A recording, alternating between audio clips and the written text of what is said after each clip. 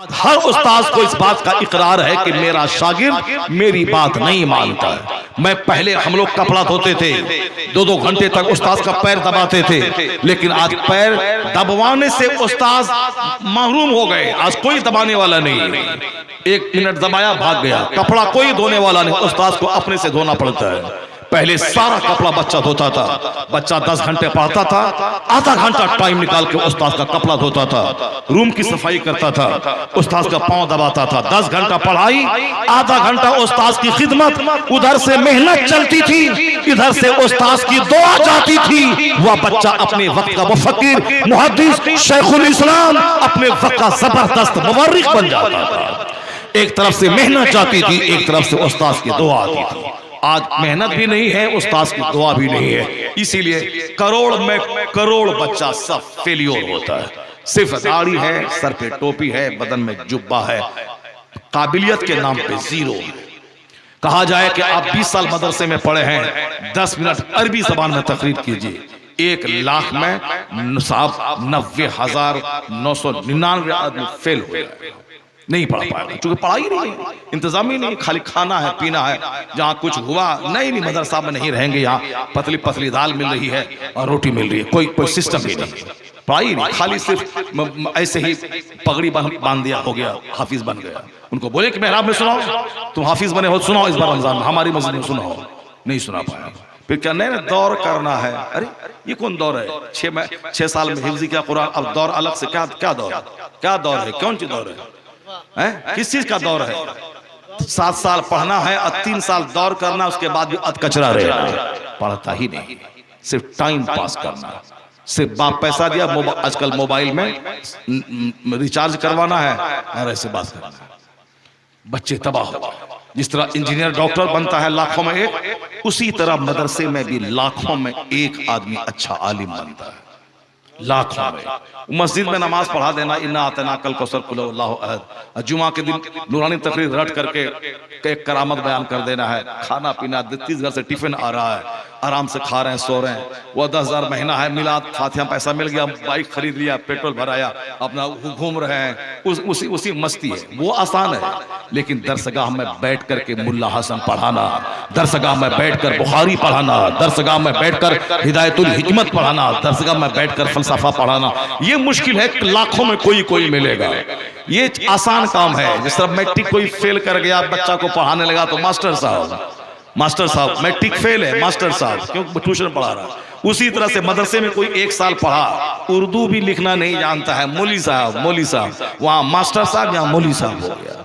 असल में मौली साहब वो होता है जो 10 साल पढ़े और अरबी जबान पे महारत हासिल करे, उर्दू कायदे से बोले, कायदे से लिखे, वो है मौलवी साहब। आइए है मौली साहब जिसको उर्दू भी ठीक से नहीं आती है, सिर्फ वहां कुरान खानी किया है, पैसा कमाया है, जूता चप्पल टोपी किया है, पढ़ाई के नाम पे कुछ नहीं किया। फारसी की पहली भी लाइब्रेरी से उठाया है, मिजान मुनशी भी लाइब्रेरी से उठाया है। जो फारसी की पहली मदरसे से लाइब्रेरी से लेके पढ़ेगा वो कोई बच्चा है, तालिब इल्म है। वो तमाम सिलेबस की सारी किताब में अपने पैसे से खरीद। इस तरह कुरान खानी का माहौल है, नजराने का माहौल है। अगर चाह ले बच्चा कि दूसरा काम नहीं होगा, सिर्फ किताब, तो फारसी की पहली से लेके बुखारी शरीफ तक दरसगाह की सारी किताबें वो अपने पैसे से खरीद सकता है, अपने पढ़ने के बाद अपने घर में रख सकता है। जब भी मौका मिले किताबों का मुताला कर सकता है। हर मौलवी का घर लाइब्रेरी में तब्दील हो सकता है। तो उस मौलवी से अगर पूछा जाएगा ये मसला क्या है, वह सर खुजला के फोन करके दूसरे मुफ्ती से नहीं बोलेगा। इधर मुताला जो कसरत से करेगा, इधर सवाल आया, इधर से जवाब निकल जाएगा। जो मुताला ही नहीं करेगा तो सर तो खुजलाएगा, वो फोन 50 मुफ्ती का रखेगा, यहां से फोन करेगा तो और वो जवाब देगा, तब इनको बतलाएगा कि ये है। यही सारा काम हो रहा है मदरसे में, सब खाली खाना पीना और साहब रस्म निभाना, और यही काम कॉलेज में भी हो रहा है। 1 लाख लड़की पढ़ती है, 1 लड़की डॉक्टर बनती है, अब बाकी सारी लड़कियां इससे प्यार, उससे लव, उससे मोहब्बत, इससे अफेयर, उससे वहां होटल में जाना, जुब्बा पहन के बैग में डाल लेना, वहां मस्तियां करना, पार्क में हिंदू लड़कों के साथ बैठ के बातें करना, मोहब्बत परवान चढ़ी, अपना मजहब छोड़ करके उसी के साथ भाग के शादी कर लिया। यही सारा हाल हो रहा है। डॉक्टर बन गई 1, इंजीनियर बनी 5 और इज्जत लूटी 95। 1% की।